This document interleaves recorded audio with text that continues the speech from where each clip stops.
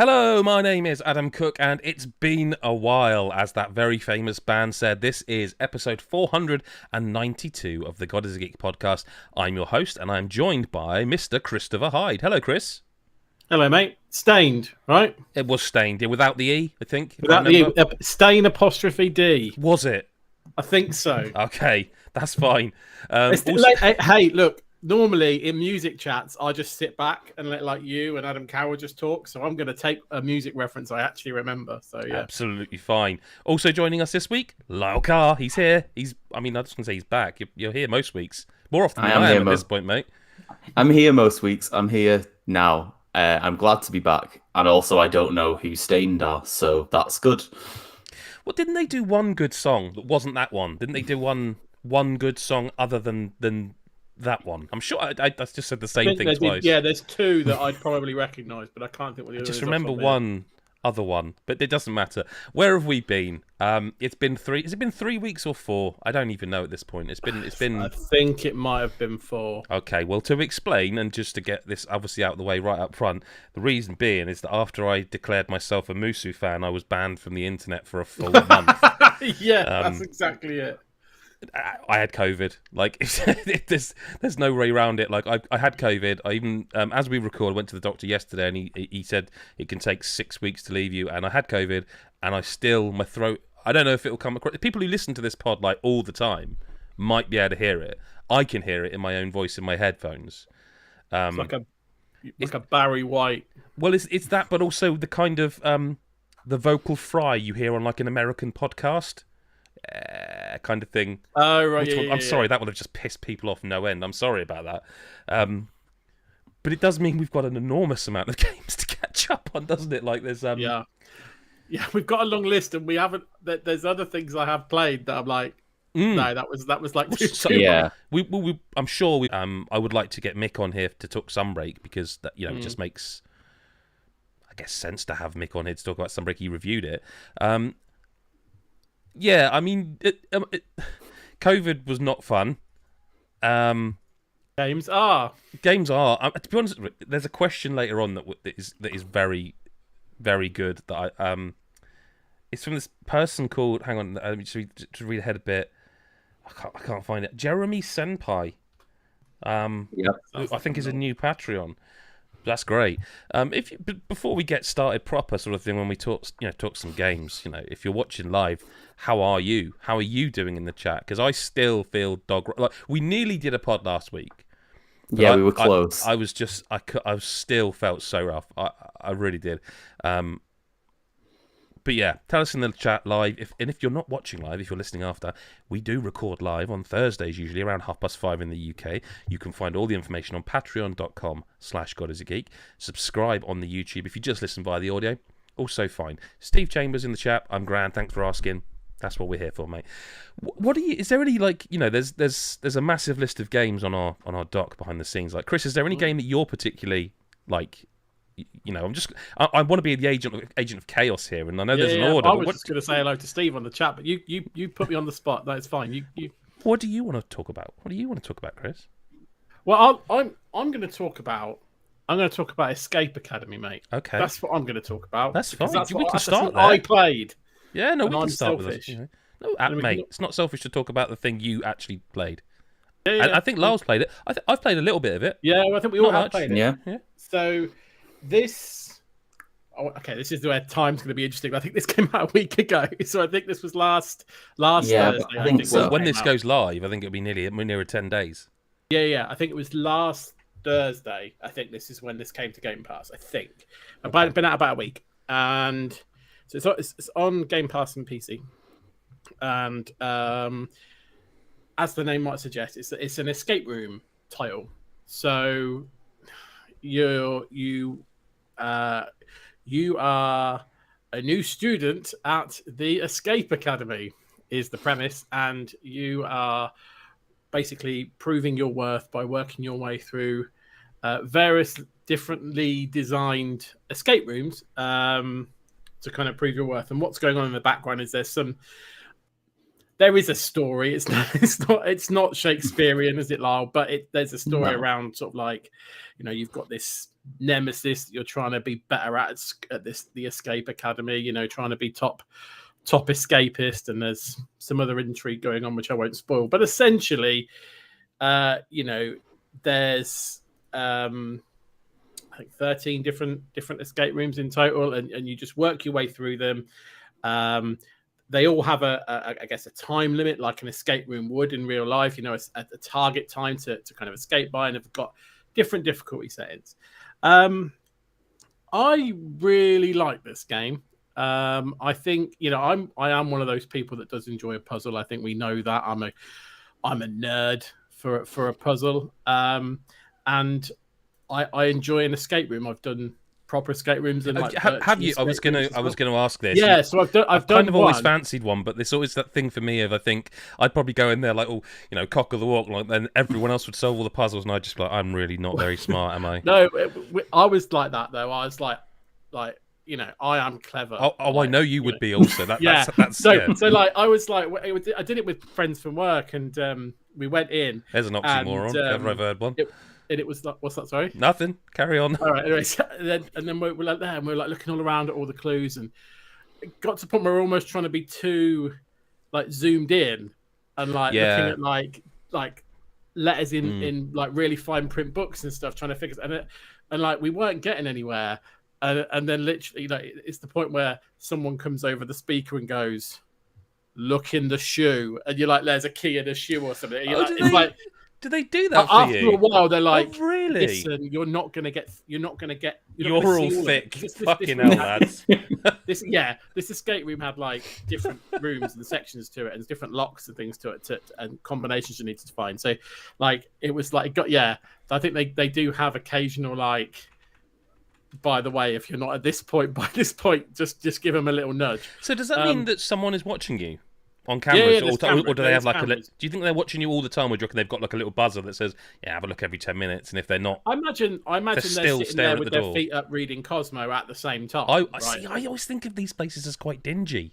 I kind of imagine them reading a copy of Razzle or something. Oh, probably. Yeah, okay. Well, let's say like Razzle, I just then. imagine That's it like fine, dirty cabinets and kind of. Yeah. I don't know. Yeah, I can't imagine that, health and safety is top priority. But needless to say, we did end up smashing the escape room. After that first clue, all the others fell into place. But anyway, so back to games. Back to the actual game I'm talking about, not my life.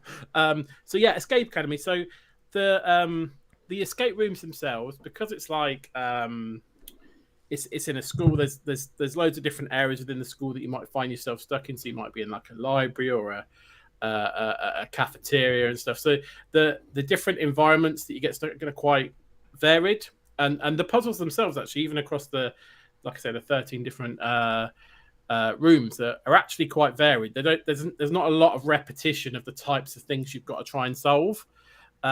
Yes, there's a lot of padlocks with combinations to kind of unlock, but how you deduce those combinations and stuff, there's not a lot of repetition there at all. So it does feel like every room that you're in, you are solving different mini puzzles all the time to progress in the room. And like I say, I really enjoyed it, and I played it a lot of it co-op with my wife, and we don't play a lot together because she likes Mass Effect and she's just started Horizon at the moment, so she likes her single player stuff. Anyway, as far away from me as possible. We played a lot of it co-op, and she really got into it as well. And it's very much be interesting to hear what Lyle thinks. I know you finished it as well, mate. But for me, it very much had that. You finish one and you want to go straight into the next one. I found myself, right, come on, let's see what the next one is. So it like almost like binge watching Netflix a little bit, because I was like, right, I want to get on to the next one, and we're like, we've got time to do another one. Yeah, we've got time to do another one. So yeah, it was very enjoyable. I kind of left wanting more.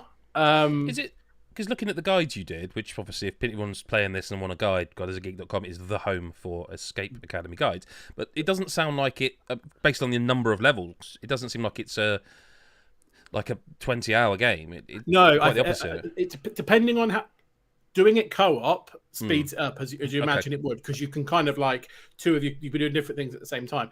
Probably about 4 to 6 hours in total, depending on how stuck you get and how much co-op you do. So I did say it in my review. I was like, I just wanted a little bit more. I really liked it. It was but really they are doing DLC and free updates. They haven't said what's in the free update, but there is 2 DLCs and a season pass coming, which is great news. Which is going to add another 10 new rooms. So that's there's more coming in the future, which is great because the rooms and puzzles are really well done, and there aren't that many. I don't know of them in like a proper escape room type. Well, I was going to ask you what makes this stand out compared to the one we played. We Were Here Forever, because when you think about that game, that is kind of similar, but less. The thing that I prefer about Escape Academy to We Were Here Forever is that it's not like asymmetric. Like you're stuck in one place, I'm stuck in another, and we don't know what we're doing, and we just have to try and describe stuff to each other and try and figure stuff out. It is quite obvious. Some of the stuff it strikes a good balance of like, well, one, you can both see what's going on, so that helps, and also it's not easy. But a lot of it is obvious in terms of what it wants you to do. You've just got to try and put the pieces together, right? So you feel like there's a challenge and you understand what it's trying to ask you to do. Some things you'll get straight away, some things you'll have to think about. But you're never like sitting there going, what? Like, what do you want me? Like, what do you want me to do? It's like I don't ever feel like that. A lot of it is just like trying to do things in the right order and piece stuff together. And it's much more accessible. And particularly, like I found as well, like, I mean, we talked about the first level, Adam, because we pretty much started it at the same time, and we were just both like, yep, so just did the first level and got an A+. I am the Don. And I think most people will do that and feel like I can do this. And it does feel very accessible. But it does by the end, you know, it's a decent sized escape room at the highest level. And there are lots of different things you've got to think about. So I feel like it's more accessible. It's better certainly with co-op because you can both see what's going on, so you can talk to each other, you can be investigating different parts of the room. And if you think about when we were playing When We Were Here Forever and we were in the same place, those bits were better. Those bits were more interesting because we were chatting about, we found this, hang on, this says this, and it felt like a better experience than just like tell me what you can see. And it was like you spent more of your time trying to articulate shapes. It was more escape room and less nightmare from the 80s. Yeah, although I'm interested in the nightmare bits for good fun. But yeah, that was extreme nightmare. It was like trying extreme nightmare. You know, but no, I would encourage certainly anyone with Game Pass to give it a whirl. It's really good fun. I will bring in Lyle actually before I sign off. Yeah, because I mean, you've sort of covered most of the ground I was going to cover, really. I really enjoyed it. I think it was really fun. I think sort of one of the things that helps it stand out is I know at least a couple of the development team, they made real world escape rooms before coming into the game. So they have like experience with like real worlds, and it kind of does feel like every room feels like you could do this in an escape room. There's not any there's some elements, like there's like one where water fills up, where I guess that would be a little bit advanced maybe.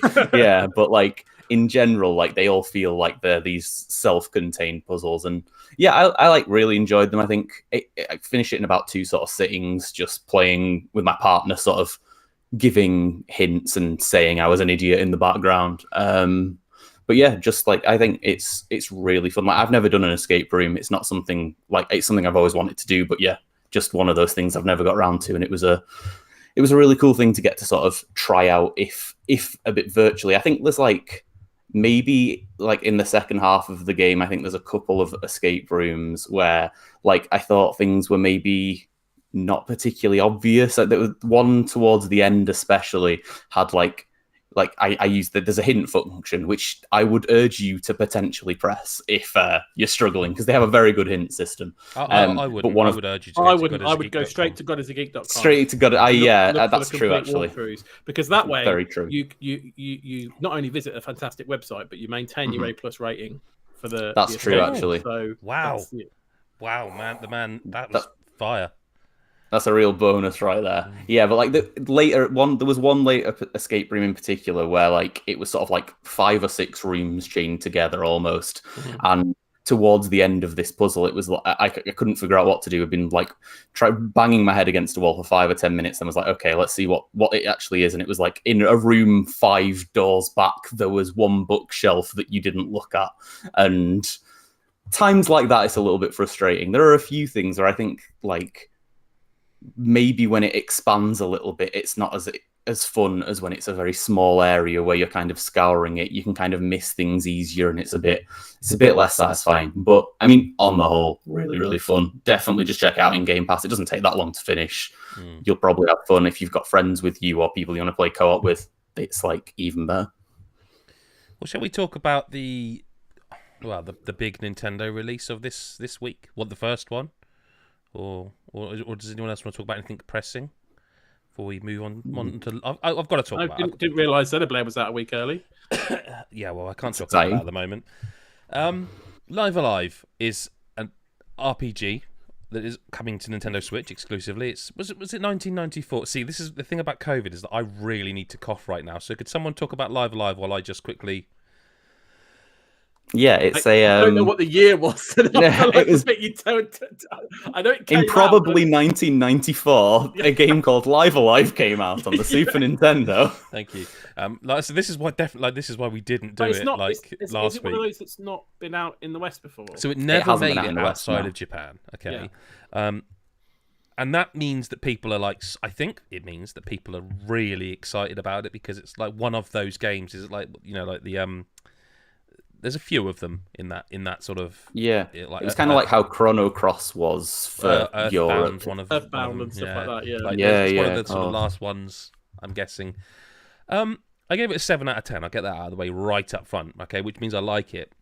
But the thing is it's just such a really odd mixed package of kind of things. Like, so the overall gameplay is a turn-based JRPG in the Square Enix 2D HD visual styling. Okay. Some of the storylines have like massive amounts of combat. Some of them have really very little. None of them are very long. Okay, and I think while that is the core conceit of it, that's the idea behind this. It's these are many people's lives, and it brings it all together in a fascinating way. I think the trouble with that is that in reality, it's one of those things where you have a great idea, and it is a great idea, but the reality of it isn't quite as fun as you think it will be. So, for example, I don't know if you've both played all of them, but I'm guessing at some point you've played Octopath Traveler or Triangle Strategy, or seen enough of them to understand what they are. Mm-hmm. Yeah. Those games, like most JRPGs, have kind of a big spinning up period where you start the game and you'll be lucky if you get more than a couple of fights in at this first hour, because that's how we want to tutorialize, and we want to dump exposition on you and explain the characters and bring the world into it. Now, the thing is, that's fine. Now, there's no specific order you have to play these in, meaning every single one of them has that at the beginning of it, varying from 5 minutes to 15 to longer. There's not many of them that are much longer than a couple of hours, and some of them are a lot shorter.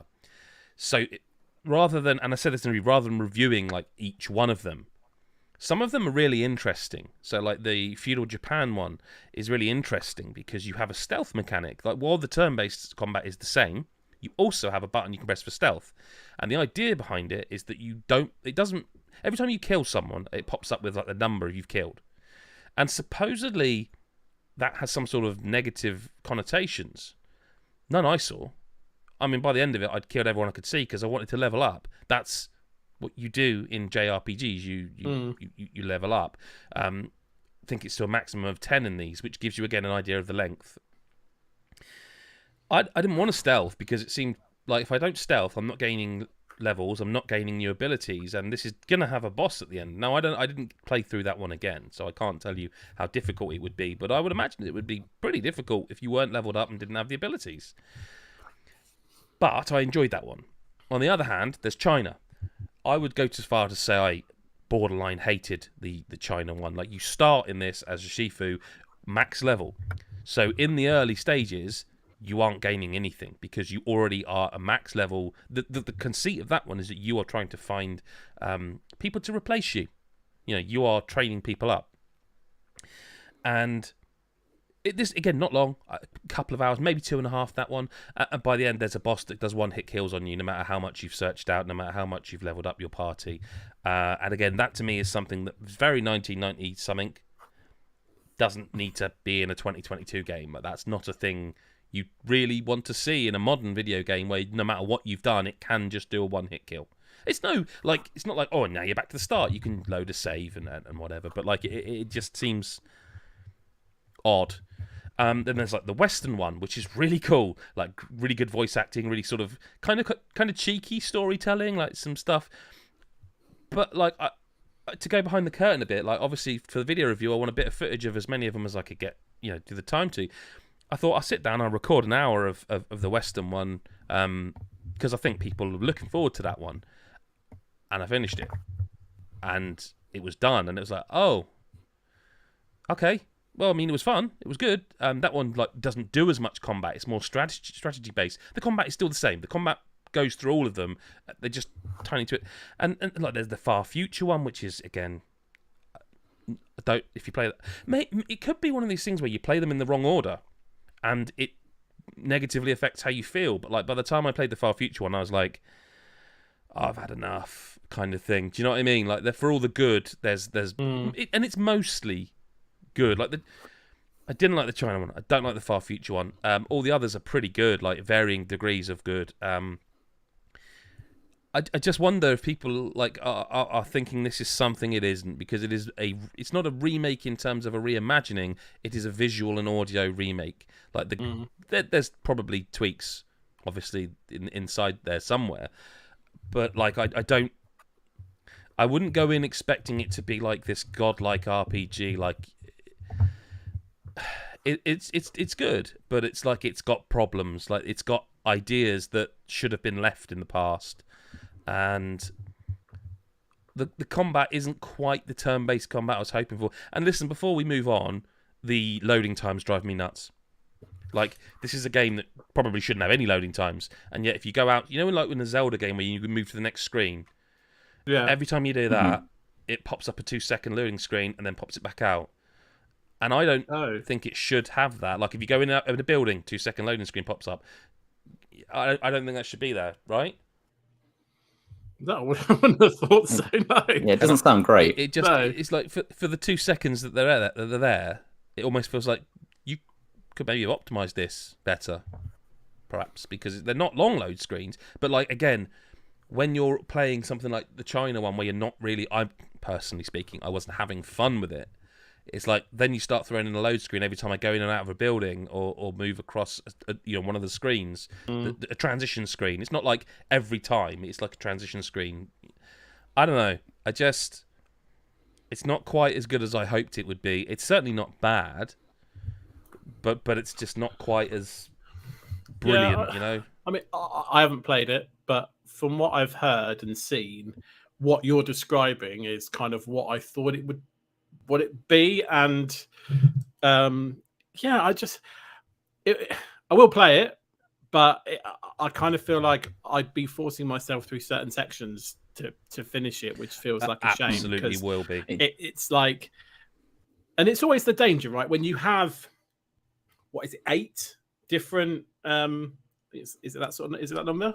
I think it's 8, isn't it? It's weird because you're not wrong and they don't hide that fact, but it's 7, but there's 8. Okay, fine. Whatever. I don't want to talk about 8. That doesn't matter. I just wanted to see if I knew what I was talking about. I mean, it's weird to say, oh, no spoilers. It's from the 90s. There's full walkthroughs of the original game. Yeah. They've not been shy about talking about the But like, I guess if you're going for 7 different types of style, not just style in terms of setting, but in terms of execution or gameplay outside of combat, then it's unlikely everyone's going to love all of them equally. That's the nature of it. Would it not then have made sense to force you through in a particular order? to at least make that a more streamlined experience, rather than going, look, they could play this one, then that one, and this one, and then person B could play them the other way around. So we've got to make every one of them have a 15-minute opening where you really slowly are finally allowed to do a bit of combat, which you've done anyway because it's the same.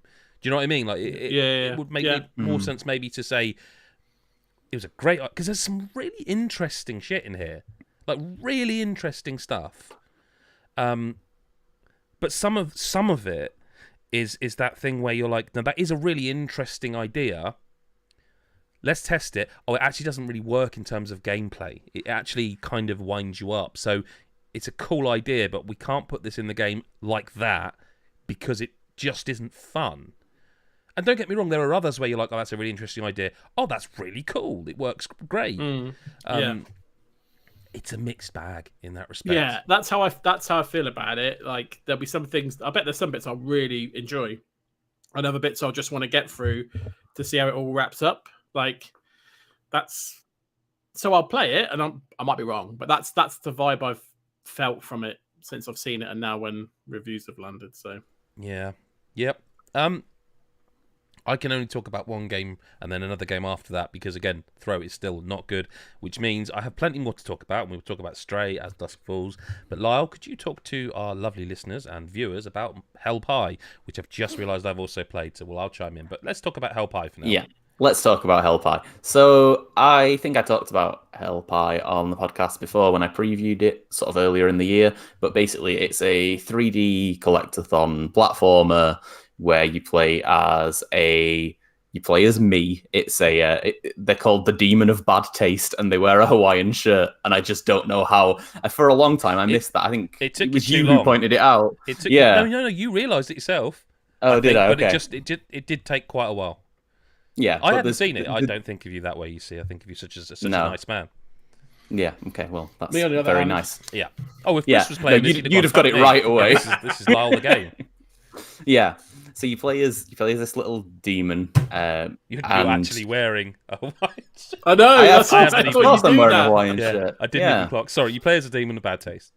Yeah, you play as the demon of bad taste, Nate, and you have a little sort of sidekick cherub on a chain who looks like the inflatable baby Donald Trump thing that they had up in... We both came to that conclusion, right? If I interviewed this, if I interviewed Sluggerfly, I think it would have to be my first question. Because there's a chance it's a total coincidence. Because it isn't like definitely, but it just is, isn't it? I saw it in the is it the image of the review? Yeah, that's it. Yeah, and I was like that. I saw it, and I'm like, not.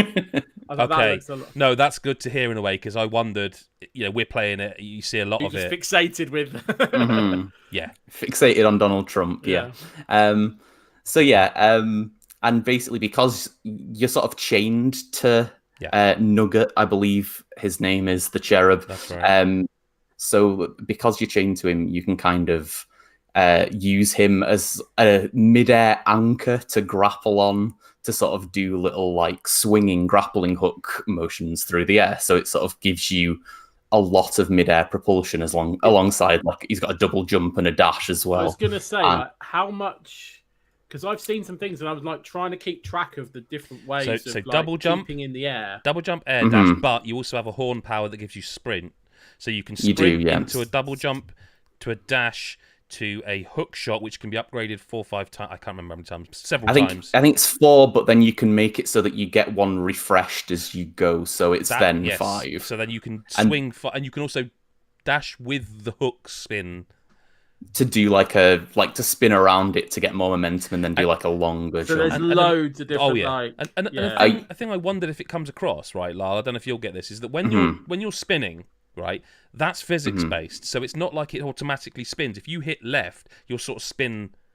You are in control of your spin. It's almost as though when you do the spin. Oh, and by the way, you can just stay in the air.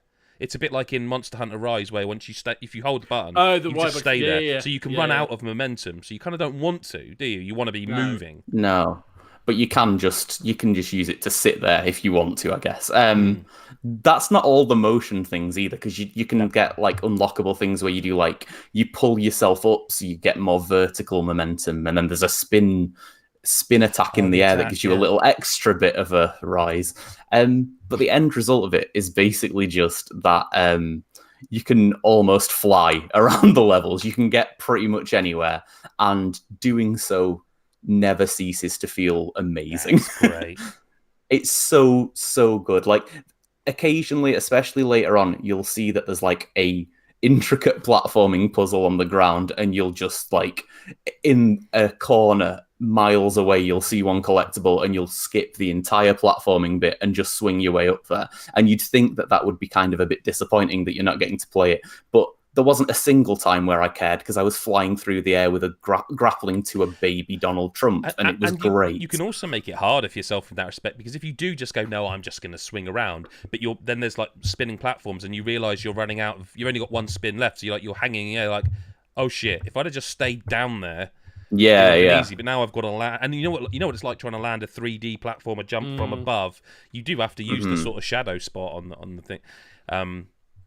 It does get tricky. Yeah. I was wondering if it would, but like the last level is like they get a bit tight with checkpoints, and like the platforming toward the end is like, it's no joke actually. It's not, no, like they do manage to bring the difficulty, despite the fact it sort of feels like you can fly in the game. Like they'd make sure that you're going to have a tricky time. It's one of those games where it almost doesn't feel like it's like really well designed, but it's been really well thought out in making you think that you're kind of breaking it almost. Like, yes, the developers definitely knew that you were going to just swing over things, but then sometimes they'll know that you're just going to try and do that and make your life much worse by going up certain routes and stuff like that. It's really well designed. And another way it's really well designed as well is that almost every, like, it's broken up into hub worlds. So there's like a tropical island, and there's a jungle where you explore for collectibles, and there's sub-levels, a little bit more linear, but still have plenty of collectibles and stuff. And pretty much every single sub-level is like really creative and completely different. Like there's one set inside of a whale where all the people that the whale has eaten are like hacking at the side of its like its body to get sushi out of the whale, and have opened up a sushi restaurant. We haven't mentioned it's kind of a gross out game at all. Oh, yeah, that's probably quite important, actually. You're getting there. Right? I think you would have probably got there, but we should mention that. Like, this game, I think it does itself a bit of a disservice pushing that to the fore. It kind of wants to be like, hey, look at us, we're gross. Like, there's stuff you wouldn't probably read in a review of such, but like one of the collectibles you have to find for the pie, the titular hell pie, is a tampon, for example. It is. Like, there's 3 different versions of pus that you have to find for the pie. There is. Like, there's other stuff, right? I mean, I'm just remembering those ones, but like, there's loads. Yeah, there's 3 different ticks, and one of them has like a sexually transmitted disease in it, and one of them has like it's early internet disgusting for teenage. Yeah, it's like definitely yeah. But like, I think it's like leading with that. They lead with that in their description of the game. I think does it a disservice to how fun it is mechanically. Like, if you hate that stuff, if it really upsets you, I don't know that there's a way through it, because like there is literal shit-eating.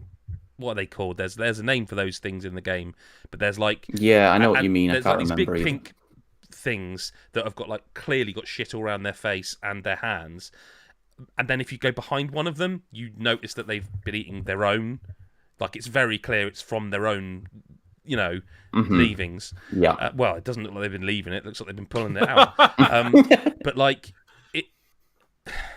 there's kind of no way round that. Like, I don't think like that is an extreme.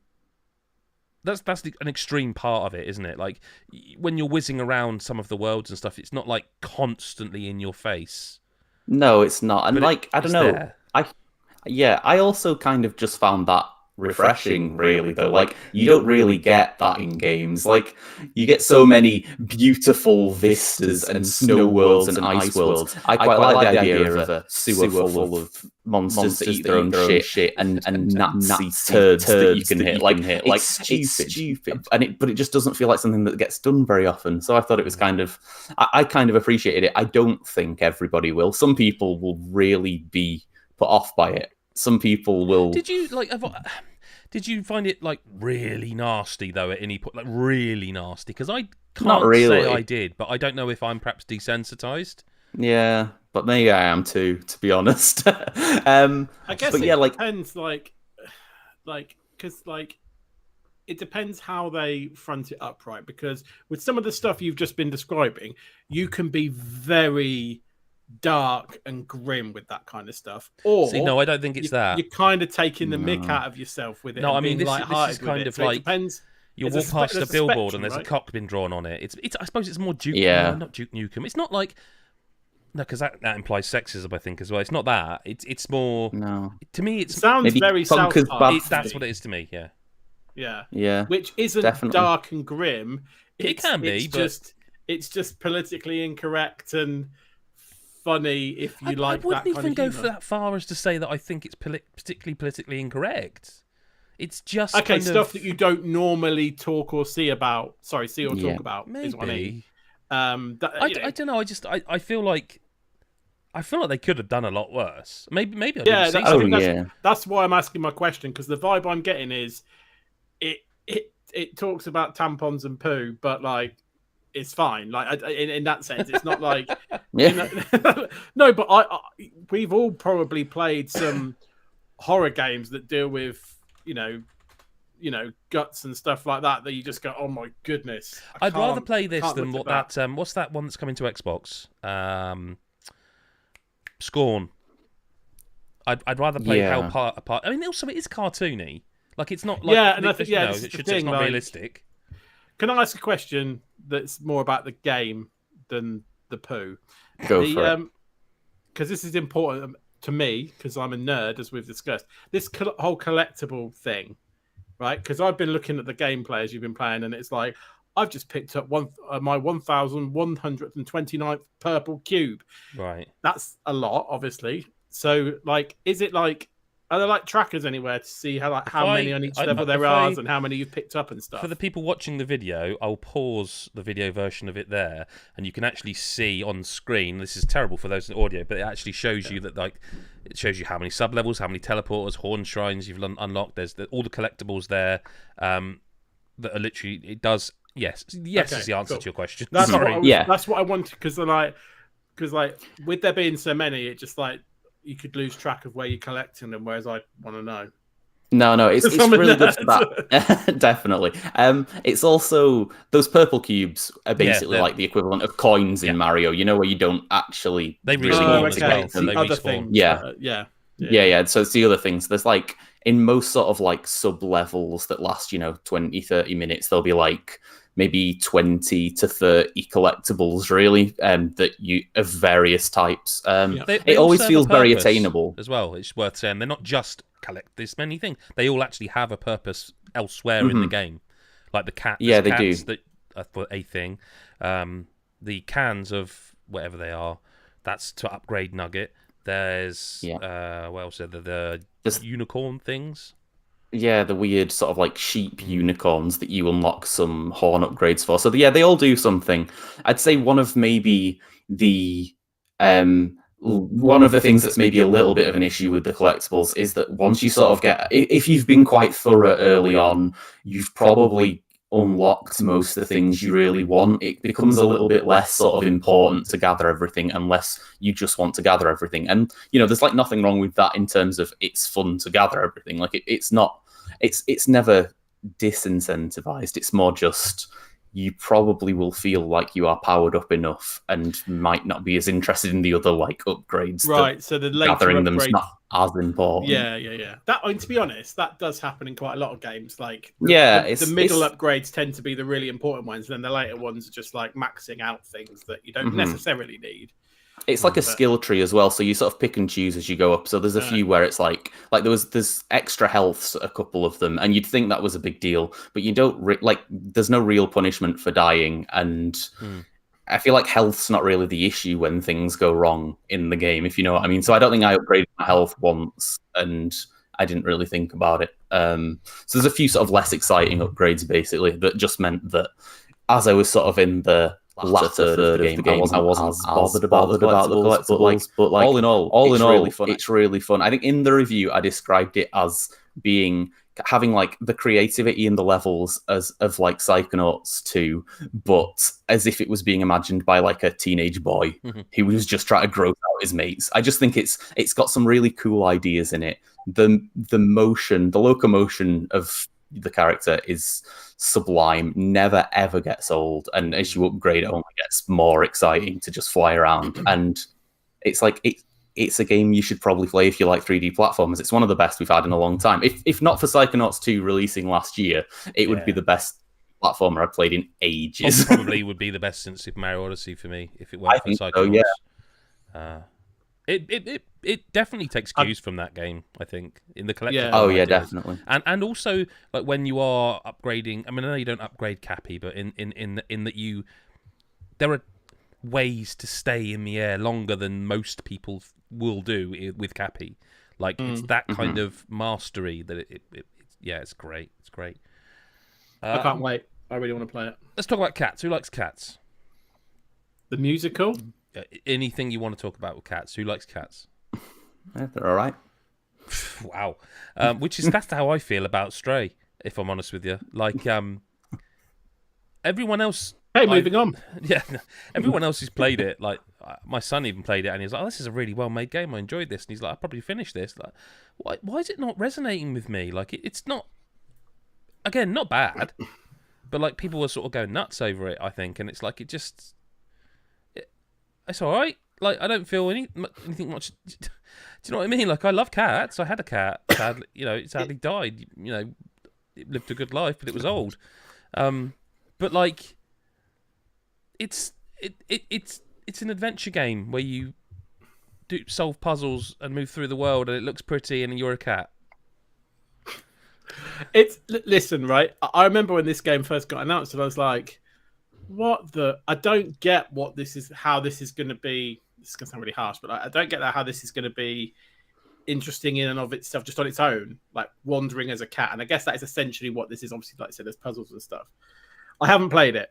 I will play it because the words and the Twitter sphere cacophony around this game has been like. Is it really? Insane. Is it one of those? It's like literally when the reviews dropped, everyone that reviewed it was loving it, and then since then I've seen a lot of people. Admittedly, a lot of it on Twitter is cats looking at the TV screen, looking at someone playing Stray and having a cat on the screen, so cats looking at cats. But what I'm trying to separate, and the only way I can ever do this is to actually play it. But I'm like, I don't. A lot of what I've heard is people love it because it's cats, not because it's this. I mean, it is unique, revolutionary, groundbreaking experience. It looks nice, and I can't argue with the fact that it looks gorgeous. And I'm sure it plays well in terms of like running well and everything. But I've not seen anything that makes me go, I want to play that over Hellpie, or do you know what I mean? Like Hellpie, I look at that and I'm like, yes, all over that. That looks like it's bringing something new. This just looks like I'm now a cat, and I don't. Yeah, it feels really. That's how I know it's. I haven't played it, so it's really hard for me to say it. But like, maybe I'll be one of these. It's a 10 out of 10 game of the year game because I've heard people say that, and I'm like, I might feel like that when I've played it, and I haven't. Kind of think that would depend on how much you have played of other games, if that makes sense. Yeah. Like it's again. I don't want to be that guy. It's not bad. Like, there's nothing about it where I'm like, oh, this is rubbish. Nothing at all. It's just, it's quite nice. It's quite relaxing to play. It's quite chill at times. There's some chase sequences which are less chill. I'm not seeing what you're describing there from what other people are saying. I'm not seeing that game. Like, it's absolutely fine, and it's nice, and it's a nice way to spend your time with. But I'm not seeing this revolutionary experience, if that makes sense. Like, I'm not seeing this thing that you finish playing and you go like, oh, you got to play this, man. Like you were saying to me off pod, like, do I need to play it? I was like, I don't know. I don't know. I don't know. It's fine. You know what I mean? It's fine. Yeah. It does look nice. It's got some cool It puzzles. Looks gorgeous. In it. It really does look nice with the way it does, like the lighting and stuff. It does look nice. I will play it because even Miserable Adam, I still feel like I need to just play it to see if I'm on Miserable Adam's side or. I don't know. Yeah, I'm going to do the same. It's more like, I don't know. I think I am. See, I can't say that. I was going to say maybe I prefer the more kind of like the Hell Pies, the where you're really in control and there's locomotion and there's loads going on. I can't say that because I also want to just briefly touch upon As Dusk Falls, which is like... I want to play this as well. That, I think, like... So I had a bit of an issue with it to start with because visually it does this camera shake thing that it actually made me feel a bit like, oh, bloody hell. Like, I mean, bear in mind I've had COVID and it's like I don't feel myself, but no other games have made me feel like that. And it's after about an hour, it's fine. It totally becomes normal. But it's a really, really cool story and it's fascinating and it's interesting and it goes places and like it's one of those where you finish it and there's so many choices that take place and so many paths you can take that. And I haven't done it yet. I keep meaning to text Chris and sort of say to him, "How did your game end?" Because mine ended in a way where I'm like, I need to speak to someone else about this game. You know what I mean? It ended in that way where it's like, is that canonical? Did I do something? Because I didn't quite get it. Like, do you know what I mean? I didn't get it. I mean, it's obvious. It's not. You're not left again. What just happened? It's very clear what happened for my ending, but it was more like, I don't get it. What? That's the ending? I definitely did something. Do you know what I mean? I cocked up somewhere. I must have done. Like, and it's weird because it is one of those games where people can die. Like, I watched my son play it, and I was watching him and he did a decision. I didn't tell him to, but he was like, I want to see what happens here. And he took a completely different decision and someone died. That person did die for me much later in the game, which is, again, pretty cool and kind of interesting. The art style, I know a lot of people have been like, ooh, but like you get used to it and it's kind of, you kind of, I don't know, you assimilate with it almost. It's weird. Yeah. How long is it again? 5-6 hours. 5-6 hours. That's what I thought it was. Six chapters. It's weird. There's 2 books, 3 chapters in each. I don't know. I think at some point this might have been planned to be like an iPad game because there's, from what I remember, there's like 3 or 4 inputs. Like you flick the stick in a direction, you rotate the stick, or you touch or you hammer A. And like quick time events. Yeah, it's that kind of Until Dawn sort of thing, but it doesn't say like flick the stick. It says swipe. Like you swipe. So I do wonder if at some point this was originally planned as an episodic game for those touch devices. It doesn't. You don't get me wrong. It actually just feels incredibly accessible.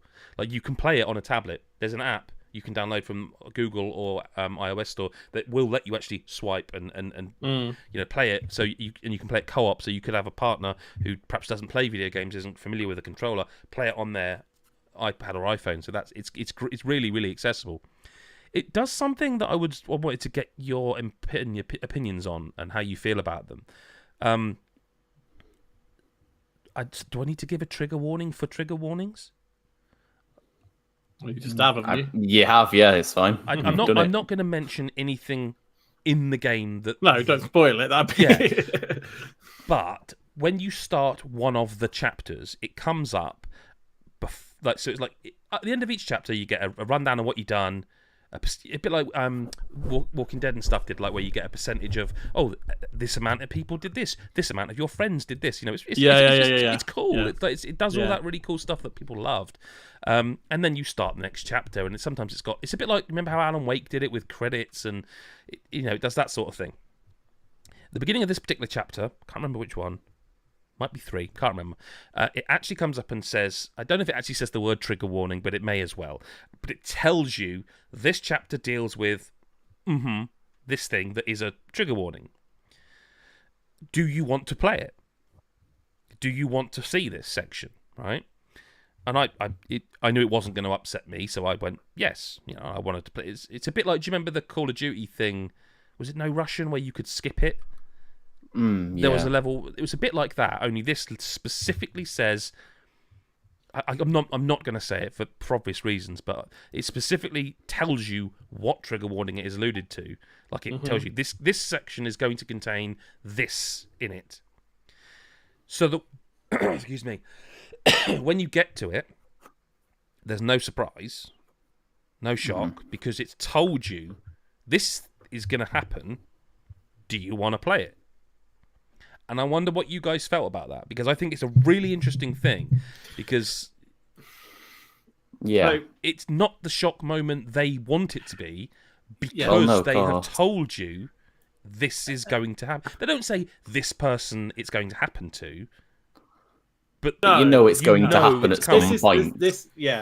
So I'm not going to try and guess, because that could be even grimmer about like what type of thing we're talking about. But like, Jesus, don't go through them all. No, I don't know. Right, but well, but there. Okay, so like, I get it, and then I shout bingo when he gets the right one or something. Really? So personally, for me, I'd rather not know, right? Because like, I like in like Game of Thrones or something when it throws a curve at you. It just throws a curve, and you're like, what? Like, or like, there are even like distressing scenes like in Game of Thrones, like one that my wife will never watch again, like that kind of thing, and it wouldn't have the impact it went like a trigger warning. By the way, this specific thing is going to happen at some point during this episode. Yeah, exactly. At some point during this episode, this type of thing is going to happen. Whether you'd still want to watch it is a different thing, and obviously you can make that choice at the start. But I don't hate the idea of it doing it. No, not at all. But for me personally, I would rather not know and be shocked. But I don't know how you ask that question to people. Yeah. Without giving it away, because like, unless you do something at the very, very beginning of the game that says that's what I was going to ask. This title, there could be things that happen. We will give you trigger warnings. Do you want to turn these off or on to not spoil the types of things? That maybe you could do it that way. But like, because I was quite surprised. I mean, I'd read that there's a review guide that mentions it as well. It's like, hey, listen, I get it. I absolutely understand that side of we don't want to put people through this who may have a family member or any God knows, But at the same time, I was like a bit, I don't know. I played it and it's like you've for me. And I should say, I really like this game, by the way. Like, it's really good, and I recommend people play it. It's a terrific. If you like that kind of game, it's terrific, and it's in Game Pass. So, like, again, go for it. I need to play it. But it absolutely, like and again, because this game also is not animated in a way where I'm sure you've seen the trailers where like it's frame and then a frame like that, and it's like it's kind of still frames that fade a bit, so you don't actually see graphic versions of whatever it is they're describing. It is kind of still frame, but any emotional resonance they were trying to do with that part of As Dusk Falls was like wiped out, because I was kind of just thinking, well, when's it gonna and then something happens, you're like, it's gonna happen now.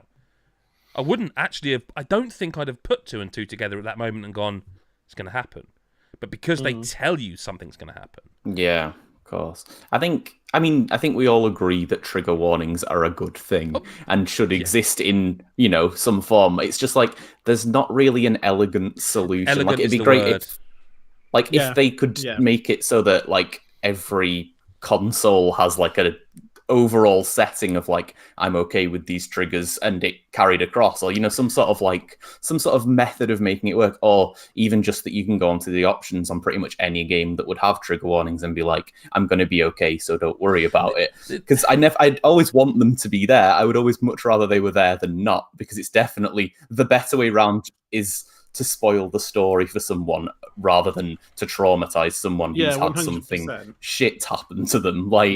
But it's not an elegant solution, and if it can't, there should be a way to make it not ruin the game for people who don't need to worry about it, I guess. The other thing I would say is that generally speaking, it's a fairly adult game. I don't mean like it's porn or anything. I mean it's like it's violence. There's guns. Give it a pass, Lyle. Bingo. But like this, bingo. There's death. I mean, I literally mentioned that one of the characters died. For me. I think what you said, Lyle, nails it for me. Like, I feel like maybe if you put that up, even if you put that exact thing up at the beginning of the game, saying, "Hey, trigger warning for this game, this happens at it at some point. Do you want to see it?" At least then you don't know who it's happening to, because you're not like, "Well, I've just had the warning at the beginning of this scene, so it's really obvious it's going to be someone in this part of the game." Whereas if you stick it at the start of the game, there's loads of characters in this game. You could be like, "Well, I haven't got a clue, but I don't want to see it." And also, with like a branching narrative game, you never know if it could be based on decisions, and therefore you may never see it anyway. No, this one is one of the... I mean, I'm just saying at the start of the game. I'm saying at the start of the game, you don't know that. You don't know. Yeah. Whereas when you go into a chapter, you're like, "Well, this is happening now, no matter what, because that's why I've got the trigger warning."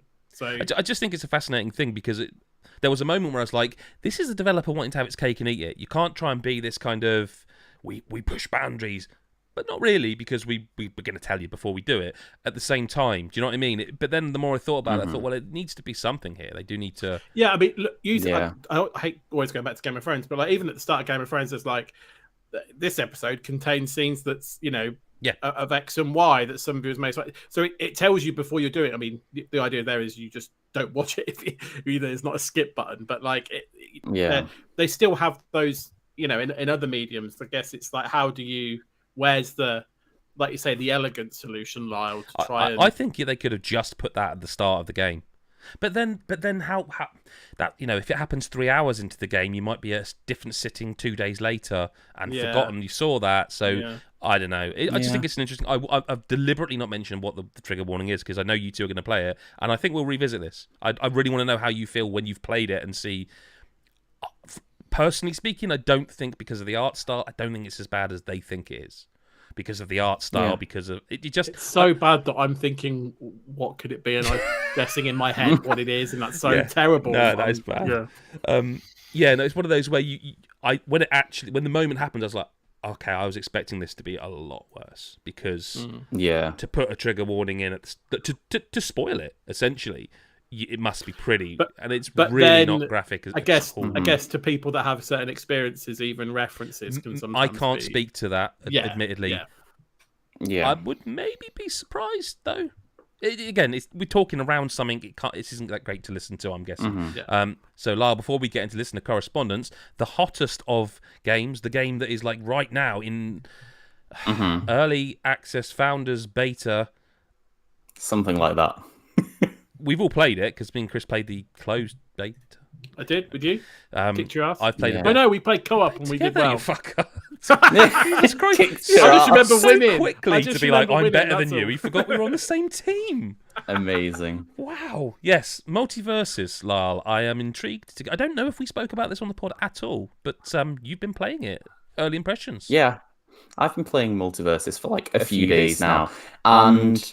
I really, really like this game. So Multiversus, in case you don't know, you probably do, because it seems to be kind of the big hotness of the moment. But it's essentially Super Smash Brothers, but imagine lots of franchises you wouldn't imagine crossing over that are completely...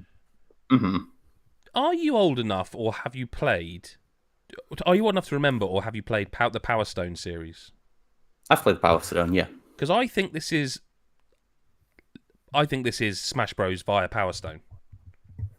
Okay. I didn't play a huge amount of Power Stone because I didn't have a Dreamcast sort of at the time. So I played a little bit afterwards. I think I got like the PSP collection. I think there was the PSP collection. More Power Stone 2 if I'm being specific. But look, I mean, if you're watching this video podcast and you're watching the gameplay, you would not be off-piste if you went, looks like Smash Bros. It is no, you definitely wouldn't. Smash Bros. It is, but it's a really fun selection of characters. Like, there's lots of people I don't know. Like, I've not really watched any Adventure Time or Steven Universe. I've not watched Game of Thrones. Game of Thrones character in here. Arya Stark's there's loads. There's loads of people I don't know, but I am more than happy to just like jump in as Bugs Bunny like a fucking idiot and fire like Acme rockets all over the place, and just like have a fun time doing that sort of platformy fighty nonsense. I think what really sets it apart from a game like Smash Brothers is like everything in Smash Brothers is really focused towards local play, isn't it? Really, like they expect that you'll be playing with friends and maybe doing some of the sort of like single player content and stuff like that as you play. Whereas everything in Multiversus is like it's going to be free to play, right? I think it is free to play essentially. So at the moment, if you want to play it right now as we're live, you have to pay for the Founders Pack. No, okay, no, I think you can. I think you can. Yeah. And then next week, something like the 24th, 26th, somewhere around next week, it goes open beta. Okay. But right now, so, yeah, if you played the closed one, you can play it. Like Chris could play it now, and you can buy a Founders Pack. It's like a bit like Overwatch 2, where you can buy a Founders Pack, which has got goodies in it, but really it's early access to play the game, which you can't do that with Overwatch 2. Don't try to do it. It's offline at the moment. But yeah, it's that. But yeah, so like basically this is going to be it's a pretty much like a multiplayer game. It's got battle passes. It's got different sort of ranked modes. It's all about playing online against people. Two battle passes. Premium and non. That's what every game. Oh yeah, of course. Yeah. What battle pass is these days, isn't it? Yeah, totally. Fair. But like it just has all these hooks and like daily quests and stuff like that. That something like Smash Brothers doesn't have to get you jumping in online and trying to sort of keep going to get all the best goodies. And I just think it's a lot of fun to play. I like a lot of the stupid old-fashioned cartoon characters. And the most important reason to not only get this game but make sure that you get the actual paid-for season pass is because the first thing that you unlock on the season pass is a different skin for Shaggy, which is his uncle, who I did not know was called Uncle Shagworthy. And I just think that's the best name of anything I've ever fucking heard. That's someone taking the piss. Every time I load into a game and I'm about to fight Uncle Shagworthy, it makes me laugh. And that's enough of a reason to play this game. What a stupid and amazing name that is. I wasn't actually that gone on it at first, if I'm completely honest with you. But sitting down and playing a bit more of it, I think this is going to be that game that's really easy to shit on for people. But it's a bit unfair, I think, because I don't. Like Lyle and I had this conversation. Like no one is going to sit there and go, "Oh no, it's nothing like Smash Bros." No one's going to do that. No. But like, why should Smash Bros be the only game allowed to do that? Combat. Like what? That's like saying, "Oh, now Forza Horizon exists. No more open world races because they just copy it." Like it's a bit like the game Chris, you and I loved. I forget if Lyle played it. The Ubisoft game that's not Breath of the Wild, but may as well be. Oh, Phoenix Rising. It's a really bad name. Like that. If that can exist, why can't this? And I think it's going to be super easy for people to shit on it. And let's face it, they are going to absolutely milk Warner Bros. Characters' licenses dry. They are. There's been multiple leaks already. Like they are going to milk fans dry for those characters. There's no difference. Yeah. There's no chance. 100%. So I do agree with you, and I certainly don't. Because I mean, this isn't the first time people have tried, right? There was that PlayStation. There's a Nickelodeon one recently. Oh yeah, of course. There's Cartoon Network one as well, and but like, and I agree with you. Like, I have no issue with there being other like games of this type in the marketplace. I think what I'm interested in is to understand, and you won't be able to answer this question, I guess, Lyle, right now, given how long you played it, because Smash Brothers, people come back to Smash Brothers for not just because the type of game it is, but for like the balance of the characters and of course, like that. And the other thing that we didn't really play a bit of it, but obviously the thrust of this game is more on co-op and combinations of characters working together and tactically working together, because there's like abilities that one character can use that benefits both, right? So I think for me, it would be interesting to understand. Whereas Smash Brothers, you can play in teams, but it's very much you do you. Oh, you're not really playing as a team, are you? No, you're trying to be as good as you can be in a team. Whereas like this feels like it wants to play more on the tactical. I'm going to be this character, you be that character, and we'll do this tactical combo against our enemy. Do you know what I mean? And it'd be interesting to see over time whether one that actually lands as a thing that is real, or it's just people scrapping on the screen, which would be fine. But if that's what the USP is like, then that'd be interesting. But also as the roster grows, how that develops as well, because there's more combinations the and things. Could rival Smash Bros in terms of size. Oh, of course it could. It could. When you think about definitely. it could be, and Of course it could. And I think it has that thing of like, you know, in Smash Bros where it's like, oh my god, Bayonetta's kicking the shit out of Mario. I think Arya Stark could, well, right now Bugs Bunny can fight Arya Stark, for example, but they could go so much further with that. Oh, absolutely. And they will. They will. They absolutely will. And that, I think, it's a good starting point for that, because like you said, Lyle, there's enough familiarity. I mean, there's some people that know every character here. I didn't, like you. There's some things I've not watched as much as others. Well, some of them are new, by the way. Some of them, there's one of the characters they tutorialized where you oh god, what is he? It's like it's an animal. So like reindeer dog rain something. Yeah, is it rain dog maybe? Rain dog. That's a new character created by the studio for the game.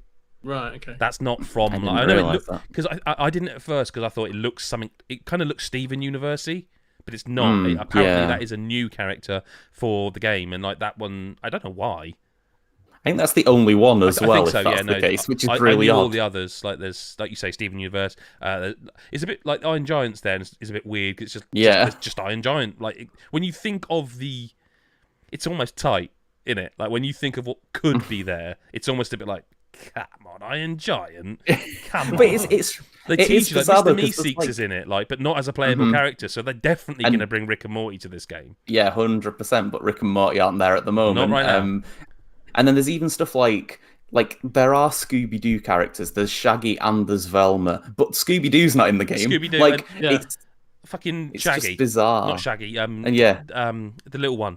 I've forgotten the name of. Scrappy Doo. Scrappy Doo. I mean, for God's sake. Yeah, if he's not in that seriously. game at some point, yeah. You know? That'll be the moment I finally stop being a Bugs Bunny main. I'll just go all in on Scrappy Doo and make everyone just angry forever. The thing is I think there will be an element of people who are like quite angry about this game. Like, how dare they? You know, this sacred sex. I think it's kind of cool. Like, it's totally kind of cool, and I dig it. And I didn't think I would. And it was an interesting moment because my eldest son, who is nearly like an adult at this point, was playing a bit of it today, and I just said to him, "Come and have a look at this." And he's like, he just turned around to me and goes, "Is this a PlayStation exclusive?" Because he doesn't have a PlayStation, he has an Xbox. And I went, "No," and he's like, "Oh." And it's like, okay, so you enjoyed that enough that you want to go and download that. So that's kind of, you know, I was like, okay. I remember when we played we played it for preview, didn't we? Yeah. And I remember we played a couple of rounds, and I'm not going to lie, it's whether you want to call it snobbery or whatever. It's like, right, I know what Smash Bros feels like. And I know the enjoyment I get from Smash Brothers, and I played a couple, and I was like, it's not quite clicking. I know you felt the same, and then you played a few more, tried a couple of characters out, found Harley a character that you like, or that's similar to the type of character I play in Smash Brothers, you know. And I was like, actually, I'm sort of starting to find my feet a little bit here, and I'm getting it. And actually, then you kind of go, it's just not just another one of those, but it's. You can find enjoyment from it, right? And fun, like people find enjoyment from Smash Brothers. So I certainly don't think there's anything wrong with it, like mechanically, like the movement's fine and everything else. It feels responsive. The characters feel varied and different, very much so. Like I think some of them, they're really different. Like in terms of how to master their movesets. Yeah, they're in one sense, in terms of the opening selection.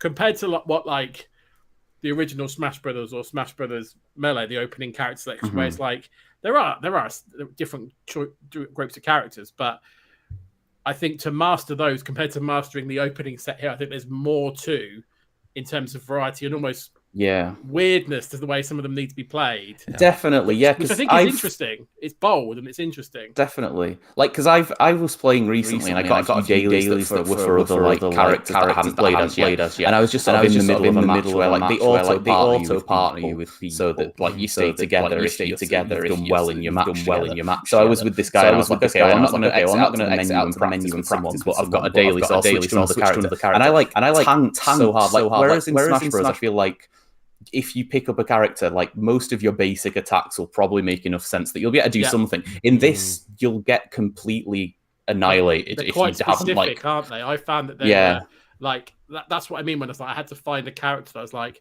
I recognize what kind of down an attack's going to do, and up an attack's almost it's almost instinctive because I recognize that type of moveset. Whereas, like you say, you go to like Bugs Bunny or someone else, and you're like, this is a slightly weirder like thing than I'm used to.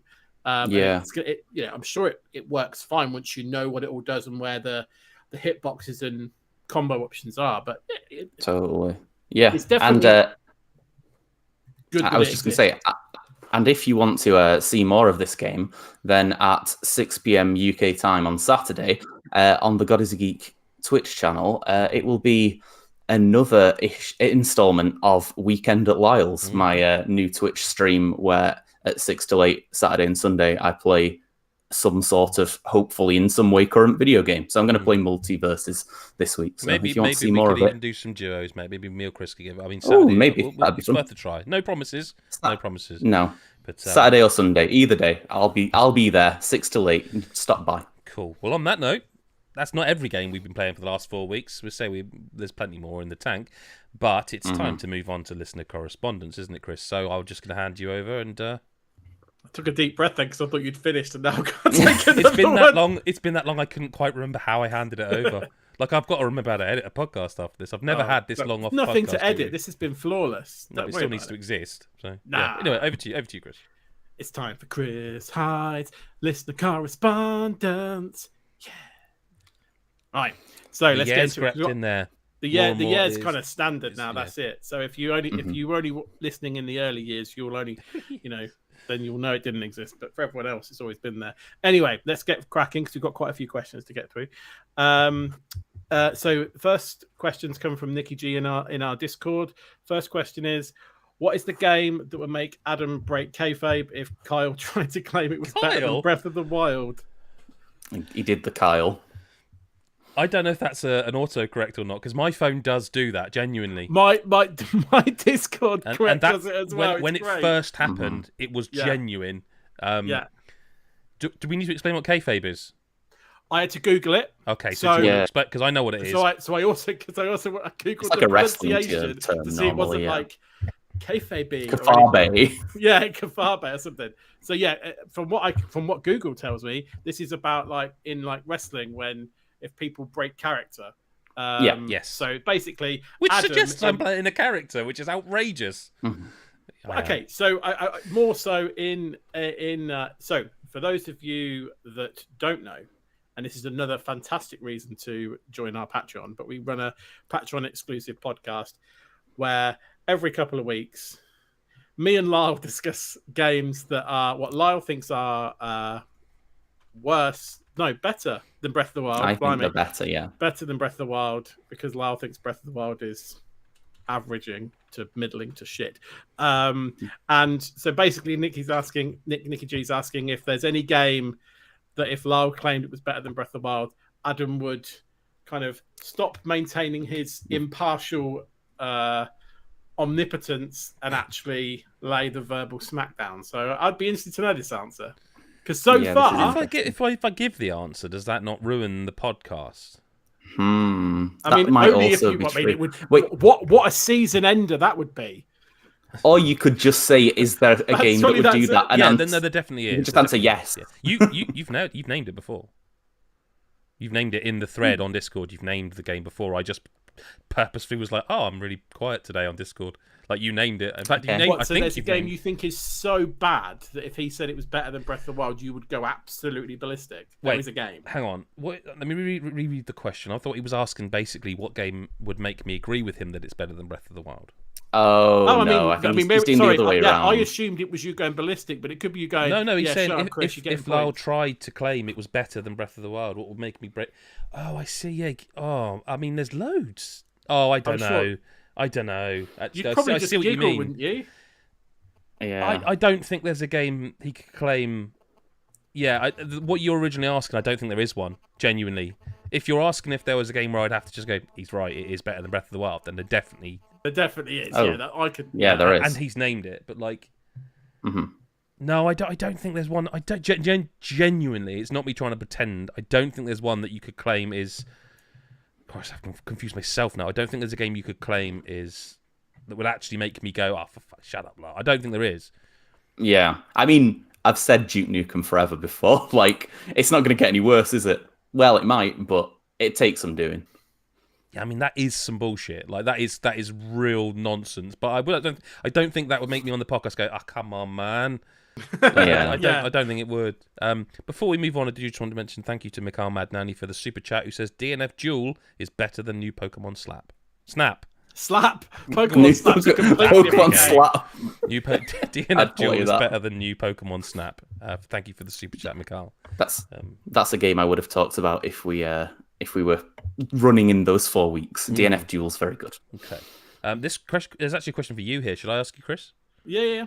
Okay. How many times has Chris been close to tears on Breath of the Lyle, which again is the podcast? If you don't know, we do a podcast on Patreon.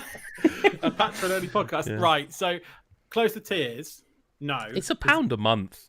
It's £1 a month. Sorry, yeah, let's go back to give us money. I'm just saying it's £1 a month. The content of the Breath of the Lyle podcast is outrageously high. Yeah. You know, the quality is superb. In terms of have I ever been brought to tears by Lyle's outrageous opinions on it? No. I've had other emotions that are quite extreme, but extreme sadness to tears, no. You see, talking about breaking kayfabe, there was, I think, a moment on episode 5, which has just gone live on patreon.com/GodIsAGeek, where I genuinely, I think even in the podcast, I say, fucking hell, we just started, and Chris looks absolutely like exasperated is the word I use. Yeah, so the one we've just done, I was like, this is going to be hard. The episode 4, I remember swearing as you announced the game. Yeah, you were quite. I think you said something about close my arse or something. Shut your ass, I think I said. Shut your ass, yeah, that's it. I couldn't believe he was going there. It's a terrific saying, actually. Just that warrants mentioning. That's a terrific saying. Shut your ass, as if he's talking out of it. That's yeah, exactly. There you go. So you haven't cried. No, I haven't cried, but I've been very, very angry and disappointed before. I'll try and make him cry as we go on, though. So keep listening. Yeah. And then the last question is, what is your favorite? I think we've done a very similar one before. What is your favorite animal, non-playable character from a video game? I can only think of one. Right. The giraffe from Last of Us. I can only think of that one, so that's mine. You can all pick the giraffe from Last of Us. I don't mind. Yeah, there are giraffes in The Last of Us. Yeah. Is this a question only about giraffes? Is this all we're talking about? No, it's your favourite animal from a video game that you can't. Okay, well, NPC. Okay, I mean, is that every Pokemon? Because probably one of them. Yeah. Probably one of them, I guess. Are you not technically playing as a Pokemon when you do an attack? That's why I'm not picking like Yoshi or like. No, you're telling your Pokemon what to do when you do that in a battle. So yeah, I'd say a Paras. I like Paras. Okay. It's a crab, right? Yeah, the little crab. Yeah, like a sort of crab thing with mushrooms, yeah. Okay. No comment. Okay. The next question comes from Pooh, who asks, if Nintendo decided to make their Switch cartridges taste like something that represents the game rather than the bitty anti-swallow, that's really hard to say, taste, what would your favourite Switch game taste like?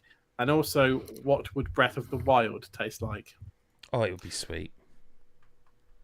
It'd be like celery. I don't like celery very much. It tastes like celery. I really hate the taste of celery, so it's hurting me again.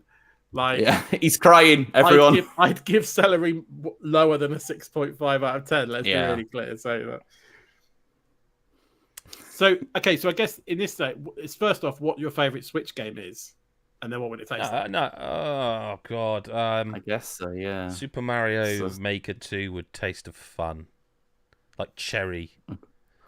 Just a cherry, cherry pie and custard.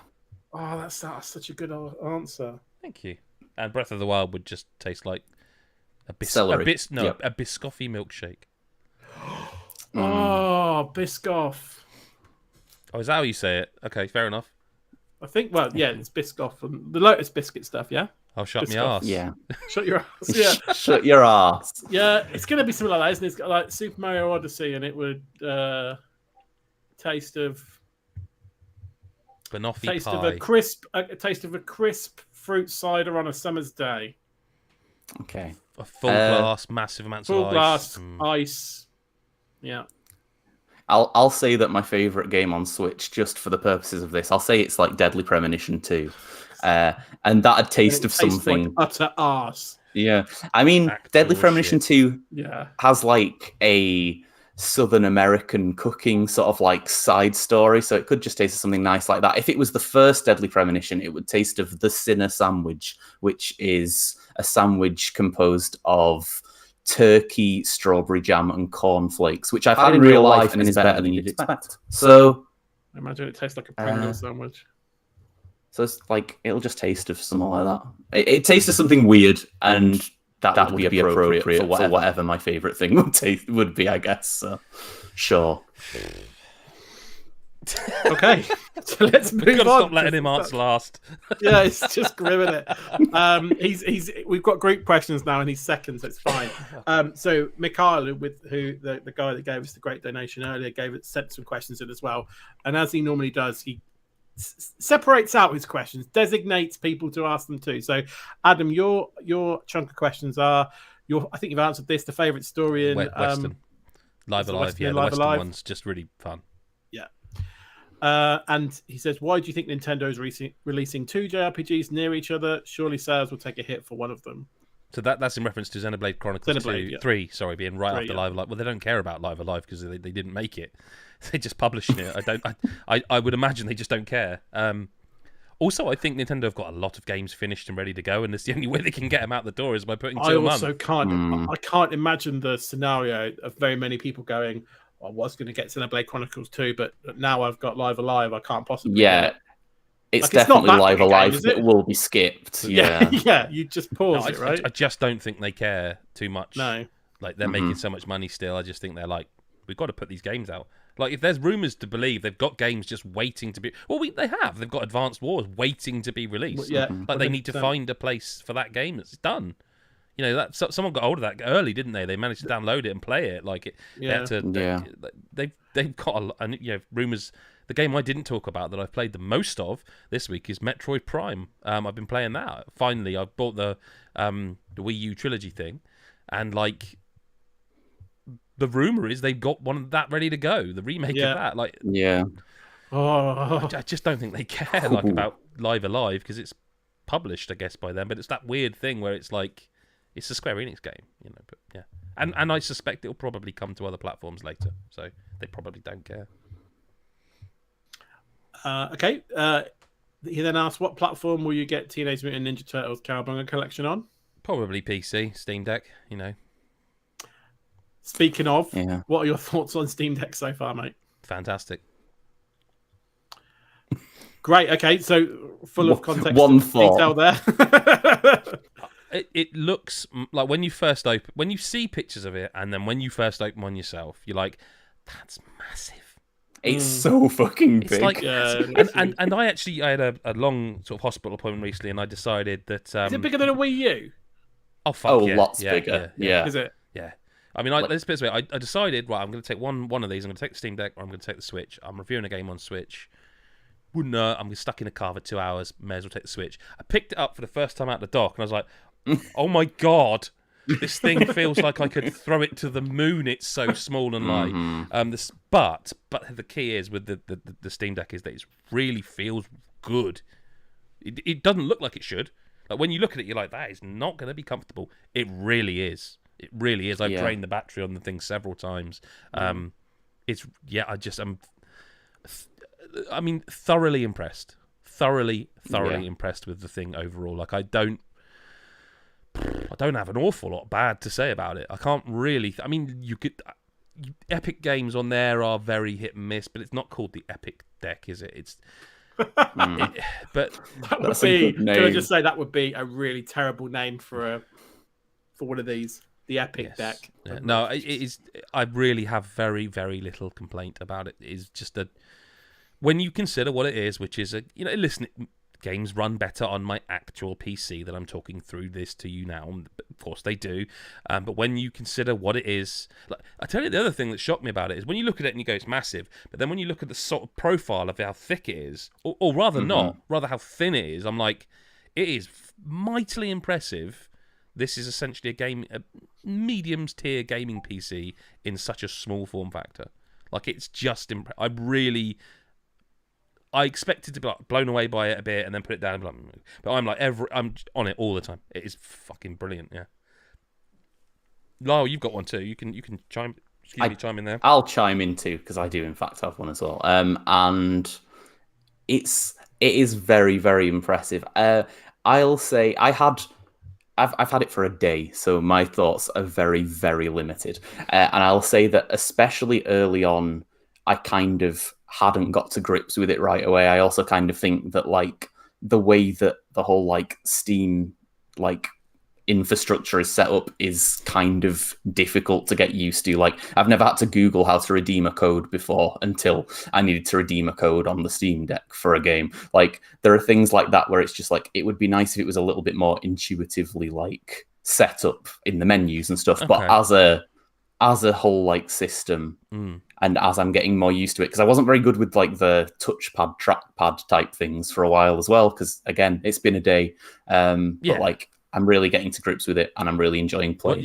And like the haptics of it are quite impressive as well. Actually, the haptics are really good. Yeah, it really makes you have a feel for where you are on it. I think some reason that haptics work both ways. Yeah, it's really cool, and it just has obviously. It has quite the library of games you can play on it, so it's nice to be able to have like Inscription and Spelunky and Monster Hunter Stories and all these different games that I really like, just all in this one device, and billions more if I want them. Yep, there you go. Very cool. Okay, so coming on to your questions, Lyle. Are you going to play Live Alive or Xenoblade 3 for the Game of the Year pod? Yes, I'll play them both. I was sort of interested in Live Alive going in. I've not, so that might be a bit less for the Game of the Year awards because I'm not really sure it's going to be. If that comes up as someone's pick, it's going to be a bloody interesting chat. Yeah, definitely. I'll be like, what the fuck are you on about? It's been a big year, so shut your ass. That's that would be the thing to say in that situation, I'm sure. But I'm gonna play it because I'm interested in it. Whereas Xenoblade 3, I'm playing for the Game of the Year because I think there's certainly more of a chance that will come up in more than a few situations, and it'll be sort of my first proper time playing a Xenoblade game, and I want to because I think I'll really like it. Cool. Okay, so Steam Deck or Switch if you had to take only one of them with you for a 2-week holiday? And it's kind of harsh because you've only had it for a day to pick. Yeah, it is. But it's early to pick. I mean, I think the main issue here is that this question for me is more what games am I currently trying to play to catch up with Game of the Year. So for me, this question is, for 2 weeks, would you rather be playing Elden Ring and Neon White, which are my Steam Deck games I'm planning to download as soon as I have a little bit more money to help catch up with Game of the Year stuff? Or do I want to play like Triangle Strategy and Kirby? Oh my god, Triangle Strategy was this year, wasn't it? Was it? Yeah. It was this year, yeah. It was like it was March, I think. Still hates me. I need to get on it. Because I was going to play that on holiday and I didn't. So how was that this year? Was it like March? It sure was. I mean, I reviewed it. Yeah, it was March. And the Fire Emblem Warriors as well, I guess, would be Switch. I'm probably going to say Switch because I'm more excited about those 3 games than the ones on Steam Deck. I mean, I'd take them both. I'm not packing one. They're not that bloody, not that big. No. The whole point is that they are portable. I mean, yeah. That's the deck case. Like, if you're watching the video, like... Yeah, it's not massive, is it? I can't get the Switch out. It's doing something at the moment. But, like, it's pretty big, but it's not, like, insane, It's... Yeah. Nice that it comes with the case as well, by the way, for the record. It's really nice, yeah. Okay. Cool. Okay, and then finally, Lyle, for you, did you order the Iron Maiden Lyle t-shirt? I don't know what this means. Same. Wait, I don't think this is this for me. Is this definitely in my questions? Because I think it is. Oh, is it? Okay. It was a Hawaiian shirt that was Iron Maiden themed, I guess. Lyle and Maiden. Sorry. It was Lyle and Maiden themes. That's definitely the thing. That sounds like it's going to be a shirt with Lyle and a maiden on it. And a maiden on. Yeah, it does. Which would be a weird design, but I'm here for it. And I didn't think it looked that good, really. I liked that there was a Hawaiian shirt that was like, it was the one thing that made me interested in Iron Maiden, I guess, because I like Hawaiian shirts. But like, in the same way that if there was an Iron Maiden like milkshake, I'd also be interested in that. Like, I don't actually care. I just like milkshakes and Hawaiian shirts and, you know, those sorts of things. It was fine, but I'm not going to buy one. Chris, he's got some questions for you as well, which I'll jump in here. Where the explicit word are you, mate? I don't know what he means. Have you been? Well, I think because I've not been in Discord much, so and I apologise for that. Well, we don't accept your apology, Christopher. Well, no. Okay. Well, actions speak louder than word, Christopher. Boot him from the call. Get rid of him. Yeah, just cut me off now. I can't. I've still got to listen to correspondences to get through. So, is that the only reason I'm here? Because my job, not because you actually like me? I like the song. I really like the song. So, yeah, no, I haven't been about. I've been busy, work, and I was away. So, apologies. I'll be back with the Whiffy Bants soon. So, I'm sure we'll chat soon, mate. So, sorry about that. Have you finished Sunbreak yet? Monster Hunter Rise Sunbreak yet? Have I bollocks? I'm just going on for the back of being busy and being away. No, I have started it though. Working through it with Steve, a chap from our Patreon. We're doing a lot of it together. So trying to find time when me and Steve are both free in an evening to do that has been challenging. But loving what I've played so far. It'll always be there. It's not like it's going to go away. No rush. No, exactly. And it very much feels like that. Like it's, you know, get together, have a few hunts one evening, and you can leave it for a bit and come back to it a few days later, and you know what you're doing. But yeah, really enjoying that content. Loving what I've played for so far. I know I've only just scratched the surface of that as well. Good to get back into to Rise as well. So yeah, really enjoying that. So yeah, I haven't finished it, nowhere near, but enjoying it. And his last question, I think you already answered, but just to be sure, are you going to get Live Alive or just focus on Xenoblade Chronicles 3? My main focus is going to be on getting Xenoblade, playing Xenoblade. I will play Live Alive. I mean, I'd suggest you play Triangle Strategy before you play Live Alive. Myself. Yeah, and it's the thing. Like, it will probably be one of those ones, to be honest, that I leave. Yeah, and it might make it's near the game of the year now. I need to play it. But yeah, it will be. It's. There's been quite a few good games on this year that I haven't played yet. So it's going to get pushed down, I think. Okay, that's it. That's all the questions from Mikhail. Is that all the questions from this week? I think it is. It's up to you, mate. Really, you're the question master. Fine, let's piss and do this then. So there's another question from someone called Jeremy Senpai, who's clearly not Lyle, changing his name at the last minute. Can I just say this genuinely upset me for a moment this afternoon because I was playing a game and I just saw that come up. Hi, new Patreon, love what you do. Have a question for the pod. And I was like, it really genuinely fills me with joy when a new person comes in and I want them to feel welcome. Yeah, and like, absolutely. And I'm not. This is not me being like kayfabe. This is I genuinely is like. Yeah, no, because I thought it's odd I didn't get the email because normally you get an email, new Patreon, but like I haven't checked my emails, so. Yeah, because we're such a caring community that it matters to us. It genuinely made my. That's awesome. So when someone comes along. Must have been a real piece of shit. Just like, yeah. So... Yeah, what was the question anyway? The question was, just wanted to ask a pod question. Have any of you ever had any video game-related dreams? Thanks, guys. Love the content, especially Breath of the Lyle. You see, I didn't see that bit. Which is really interesting because if he's a brand new patron, I'm surprised he's had the time. Caught up quick, yeah. He rushed it, I guess. Up with all of that content that he could only have accessed by being the patron that he's only just become. But... who am I? Hey, listen, let's not judge new people. Let's not judge paying customers, Chris. No, definitely not. No. I mean, the answer is no. None of us have, so I guess it's it's none of... Well, actually, it's funny that this person asked this funny, question. Isn't it? Right, it's hilarious. What are the chances? Lyle's got a good answer for this one. I think I've got quite a good answer for this one. So this stream was like 3 weeks ago now, and I was hoping to talk about it on a podcast. I was hoping someone would ask a question before one of the podcasts that we missed so I could talk about this stream. You were hoping someone would ask a very specific question about dreams in video games. It's quite convoluted when it's me that made up Jeremy Senpai to explain this. But okay, this better be outstanding. Now, okay, it's had a lot of build up. It has, and it's, to be honest, it's ruined days. It's disrupted the Discord like only I truly can. Yeah, so I had a dream recently, everybody. It was video game themed, and in the dream, I worked in a Pokemon Snap theme park. Already sounds crap. Yeah. And at the theme park, we found out that me and the other staff found out that Donald Trump was planning on visiting. It's all being tied together, actually. So it's kind of good in that. It's kind of good in that. Theme park called New Pokemon Slap. It should have been called that, but this was a dream I had a few weeks ago. Pokemon Slap as a concept on my mind. That'll be next week's dream.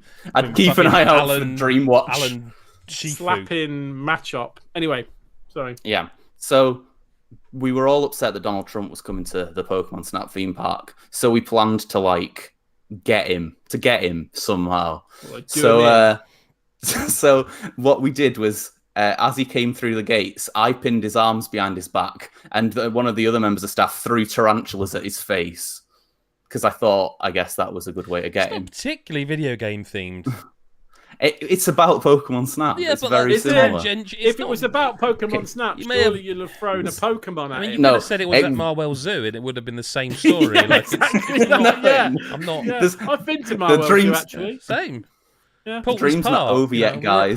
Okay. Sorry. So don't worry. There's more theme. There's more video game theme to come. Next act. So, in a back room later on in my workday. Back room. What, have you got him tied up now at this point? No. I found Donald Trump crying, upset about the attack.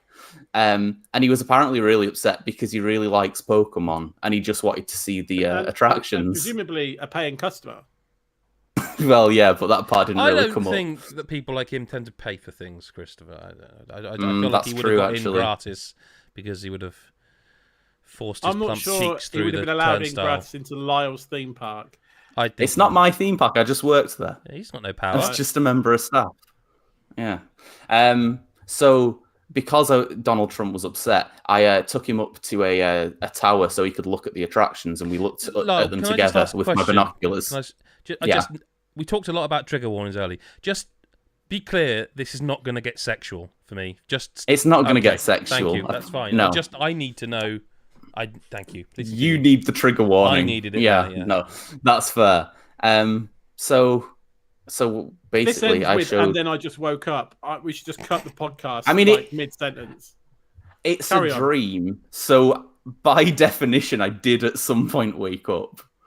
But yeah, me and Donald Trump were looking through binoculars at different Pokemon-based attractions, and he told me that he was really sorry that he was so horrible while he was the president, but all he really wanted to do was just play Pokemon and play Pokemon games while he was at the Oval Office. And you the end of the dream.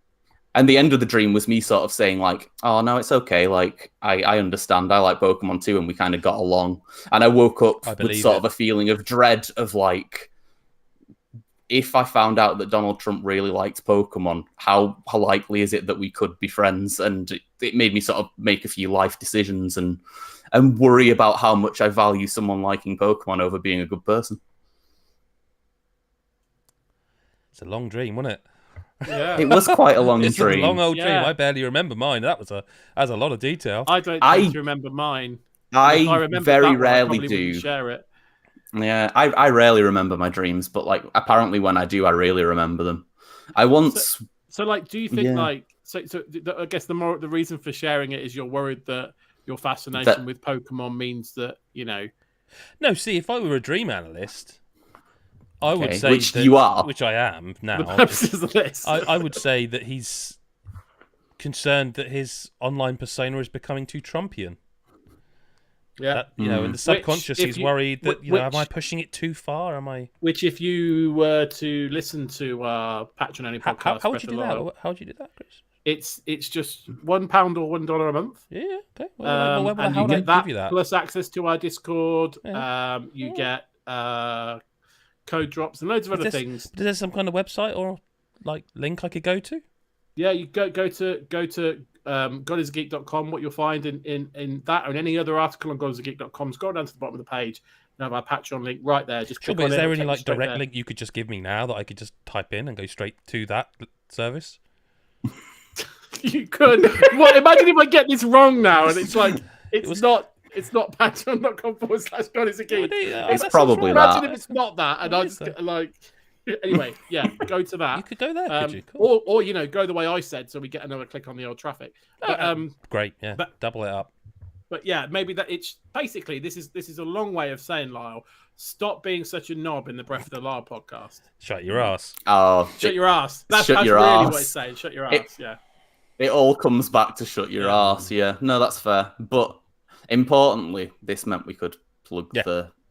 Like it was planned or scripted. It was just. It was it's all. Not come up so far in the podcast. It was. Yeah. No. I mean, I wanted to end the podcast right after he finished the dream. That's why I didn't. I was literally going to go. Well, thanks for listening, everybody. But then I realized I can't because we need the outro for the mid. No. That's all for this week for Chris Hyde, listener correspondence. Yeah. Thanks for that, Chris. Thanks for that, Christopher. I appreciate that. But seriously, Steve, just do him a jingle, please, because like every week. I mean, I know we've had a month off, but I'd hope to come back with something by now. Like it's just depressing, really. The man does it like he's right there. Yeah, he needs to do it. He does. It's embarrassing. It's what the people want. I don't think we need to plug anything too much. We have been streaming more often, thanks to Mr. Carr down there, if you're watching the video below me. And that's twitch.tv/GodIsAGeek. If you don't already and you aren't aware, you can give us your... Shit, now I'm going to get this wrong. You can give us your Twitch Prime subscription if you're an Amazon Prime member. That costs you nothing and benefits us on the old streams. You have to do it on a computer, unfortunately. You can't do it via the app. Don't know why. You can buy really subscriptions, but the free one, you have to do it manually every month on like a Chromebook or on a computer. But that would be much appreciated. We are going through that. I've had a game sat that I want to stream out for quite a while, but I really have. This is the best I've felt in about 4 weeks now. So it's like, you're welcome. You know what? Because I've been here on a podcast. Yeah, we did it. It was the natural elixir that is my face and voice. I thought it was my dream that did it more than anything. That face. Thank you. If you watch this live at any point, you see the numbers going up and down. People are in and out. That's great. People cooking. Some day people are cooking and all sorts of things, playing with the kids, doing whatever. We appreciate every single time you come and watch us or listen to us, whether it's for video on your phone, where it's sat on a laptop, iPad, whatever. If you listen on Spotify, we're on there. We appreciate every single one of them. And obviously, we appreciate Chris and Lyle for being here to make the podcast an actual podcast and not just me coughing for an hour and 40 minutes. Genuinely felt bad. Like, really wanted to do a podcast last week, but it wasn't going to happen. People have probably, if you're watching, seen me go off, like, trying to cough, like, several times. I've muted it as best I can. Fuck COVID, that's what I would say. And thank God for vaccines. Thank you to Chris and Lyle. Thank you to anyone who's watched or listened to this. And we'll hopefully, presuming I don't get some other deadly illness, or Chris or Lyle doesn't, someone will be here this time next week. But thanks to you, and we'll speak to you next time, or whenever you choose to listen. Bye-bye.